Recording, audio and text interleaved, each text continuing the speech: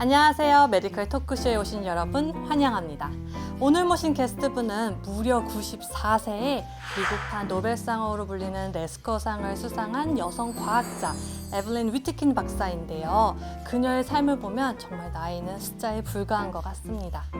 어떻게 이런 대단한 업적을 이룰 수 있는지 정말 궁금한데요. 바로 지금 에블린 위트킨 박사 모시겠습니다. Please welcome Dr. Evelyn Witkin. Thank you so much for your time for the interview, Dr. Witkin. It's a great honor for me to meet you. So, when did you start dreaming of becoming a scientist?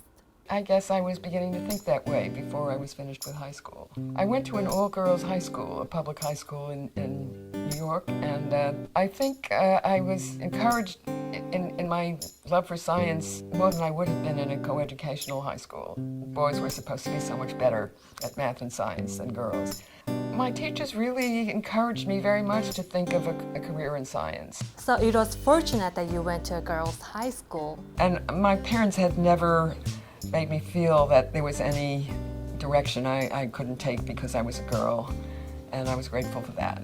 I'm sure you're very grateful. And I heard you majored in genetics, right? By that time, a lot was known about how genes are transmitted in heredity and some of the things that they control, but nothing was known about the physical or chemical structure that was responsible for what the gene could do.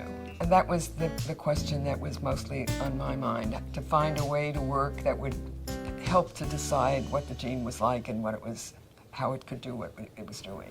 I see. As many people know, the Lasker Award have been awarded to people who have made major contributions to medical science. And you were the winner of the Lasker Award 2015. Congratulations. I am very interested in the Lasker Award winning research papers, so please explain me more about your findings. Very first experiment I did, I had no idea what I was doing. The director at the laboratory at Cold Spring Harbor handed me a culture of E. coli, a test tube, and he pointed to an ultraviolet lamp and said, go do induce mutations. So I had to sort of feel my way about how to work with these bugs. I watched other people and saw how they worked. The first thing I needed to do was to decide what dose of ultraviolet light to use, because there was no published information about that. So I was stabbing in the dark at the first try. And in my first try, I overdid the dose. And the next day, when I looked at my petri dishes, I found that I had put 1 million bacteria on the surface of each of them.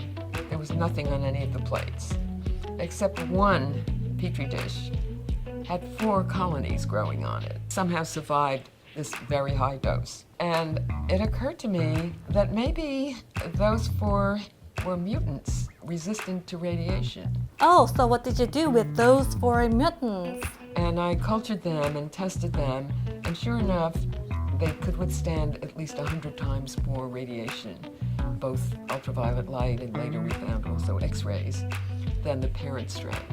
So that was my first mutant. It was like my first baby.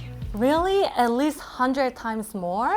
How could it be possible? Ultraviolet light does a lot more than just induce mutations. It activates what we now know to be 43 genes, at least 43 different genes in E. coli, that are quiet and silent when a cell is healthy, but are suddenly activated and start turning out their product when the DNA is damaged by radiation or some other agents.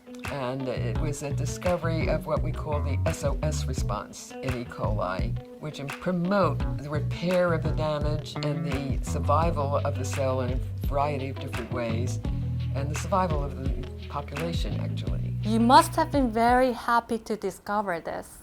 Even if it wasn't, a world-shaking experiment. But it was something that mattered to me, and then that moment of seeing, yes, it worked, and that was special. You are very humble, Dr. Witkin. So how do your findings impact our everyday life? Cancer was a disease that starts with mutations. And if we understand how mutations are produced and how they're repaired and how they can be manipulated, we're really dealing with a fundamental aspect of cancer research. Oh, I see. So your research is very important for the development of the cancer treatment. Yes, there were two people in my life that made a big difference. Oh, who are they? That was to have the right husband and to have the right boss. I must say that my husband was extremely helpful in all kinds of ways. When I say boss, I'm referring to the man who was the director of the Carnegie Institution of Washington.